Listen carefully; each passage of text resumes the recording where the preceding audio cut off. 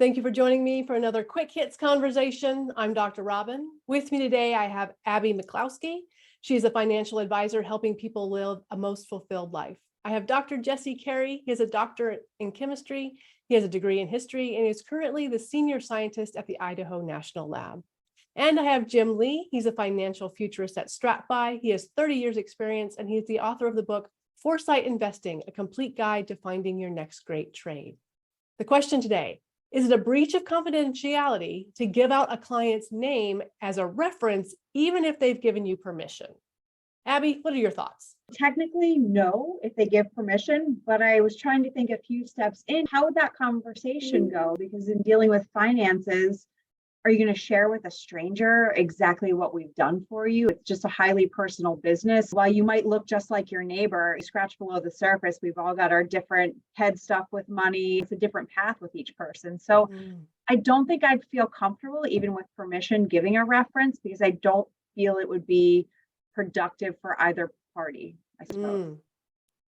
Yeah, it's kind of a tough one. It's really context dependent. I think Abby brought a great point there. For some of the confidential or potentially identifiable information that you don't really want getting out. Some of the stuff I work on is security related. So there's a lot of pretty much heavy restrictions on anything like that. So yeah, even though the person might say that's okay, the down the line repercussions are certainly not something we can certainly go ahead with. But if it's something that's, say, more of a commercial side of things, where that's going to be, could we get a good reference from you for help my business out? I think that would be totally fine. So I'm in a related business to Abby and financial services. It really kind of boils down to privacy and confidentiality is really the issue here. And with regards to privacy, sometimes the fact that you have a financial advisor says something about your situation. Sometimes even the financial advisor, they have certain minimums or requirements that can be even more telling about your situation. Then there's always the issue of people do ask for recommendations or for referrals, particularly if they're coming in from out of town and they don't really know you at this point, in which case I may reach out to a client and say, hey, you may have a few things in common. Would you be comfortable talking with someone? That is a separate conversation and it's entirely up to the client, but you need to respect, again, privacy and confidentiality in all respects. I do feel like it kind of depends upon what business you're in. So like my husband's a graphic designer. I feel like it's less of an issue for him to share someone's website, which is a public thing anyway, to say, oh, I built this website. And then if the person wants to reach out to that client, Russ can just say, hey, this person would like a reference. That's not, I think, as big a deal. Where someone like me, to your point, Jim, a lot of people won't admit that they work with me. They don't want people to know that. And even if someone said, oh yeah, I'd be happy to talk to somebody, someone could ask questions that would make my client feel awkward. And I would never want to put my client in an awkward situation. I was sort of thinking, in what professions or what businesses would it be entirely acceptable to give out the names of your other clients? And I would think, like, for a dentist, I mean, everyone sees a dentist. Possibly. Plastic surgeon, definitely not. Okay. Dry cleaner, pretty much everyone has a dry cleaner. There's really no confidentiality there that I know of. It's kind of fun to think about how it changes from one business to the next, possibly. Yeah. Like with graphic design, your husband wants that publicity and whoever's website he's designing, they'll take the click. It's one more person, it's more traffic. So with that, it's like the more the merrier. Yeah, I was gonna say we have similar things too. We purchase equipment. I call them toys, but analytical instruments. The cheap ones go for $70,000, $80,000. More expensive ones are $1 million plus. You kind of want to know, because generally there's usually two different suppliers. So you want to know that if you're going to buy something, it's actually not just what the vendor is trying to say. Oh yeah, this can do this, whatever. We love doing it. But you go to an actual user and say, okay, well, they're saying this, but what do you actually think about this? And some of the vendors will reach out to some of the people they sold their product to and say, yeah, I talked to so-and-so and get their feedback and go from there. Someone asks you for a reference. They say, I'd really like to talk to some of your existing clients. You're not comfortable giving that out. What do you say? I think we've said to people where we might be dealing with families and they'll say, well, what did my brother do? Or did my child do? The response is, we take confidentiality very seriously. In the same way, I'm not going to share this, even though it seems small. I'm going to show you that same respect. So I almost flip it around to show like we take it very seriously. Can't really give out references. Maybe you invite someone to a client event. So if they chit chat with someone, that's a little bit more organic, but I try to flip it around and we're going to show you that same level of respect and confidentiality. It's easier when you're working with people who have been referred to already. Yes. Definitely. It doesn't come up. Yeah. Mhm. Right. It doesn't. And I'm same, Abby. I say something like, in my business, confidentiality is my bread and butter, and I cannot give that out, just like I would never share your information with someone else. So I think that's just the best thing you can do. And if someone won't work with you because you won't give references, then they might not be a good client for you anyway. Yeah.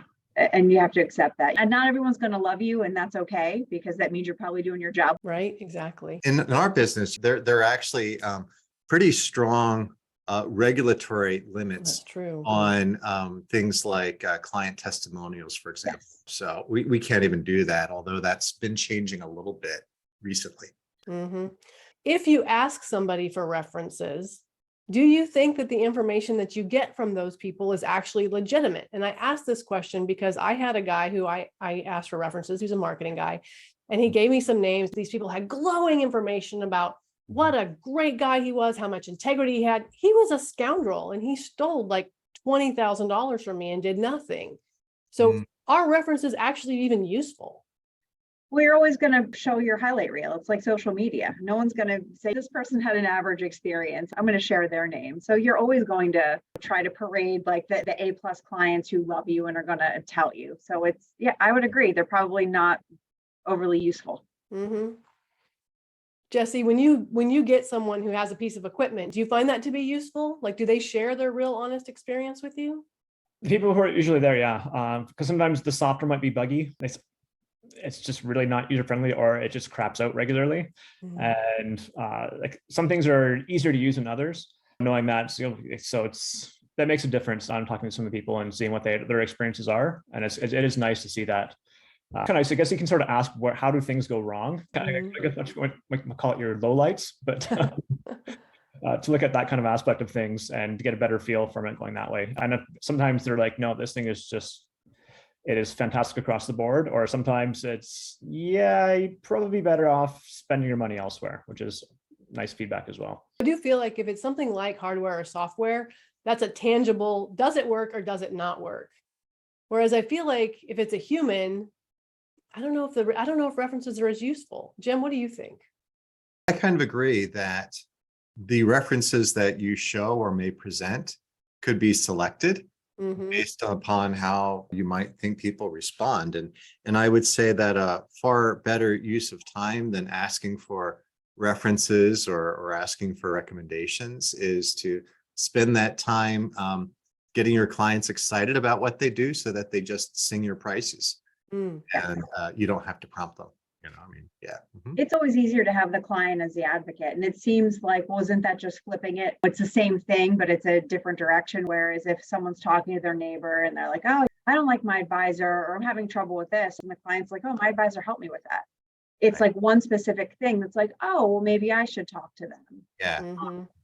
And I think also in meetings, when you talk to people initially, Jim, I don't know if this is your experience, but I know pretty quickly if someone's not a fit for me, or maybe even more specifically the firm. So there are people I've talked to where personality wise, I can tell down the road, it's just not going to be a good fit in how they see their money being managed, or even just our personalities. I've told other advisors, this person may be better suited for you for whatever reason. And they connect with that person, they might not feel they need a reference. That's been my experience too, is that if I connect with someone when I do a powerful conversation, they know that I'm a good fit for them. And they don't have to ask other people, because other people's experience doesn't matter to them.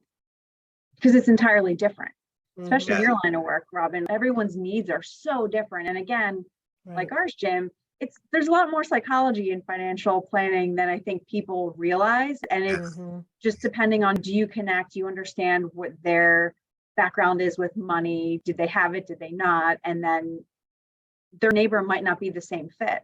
Mhm. Yeah, exactly. Well, that is our 10 minutes, so I'm going to cut us off there. I think what we're saying is that generally speaking, references probably aren't as useful as people think they are, and that for a lot of personal services, it's probably inappropriate to give them anyway. So thank you so much for having this conversation with me, and I look forward to speaking to you very soon.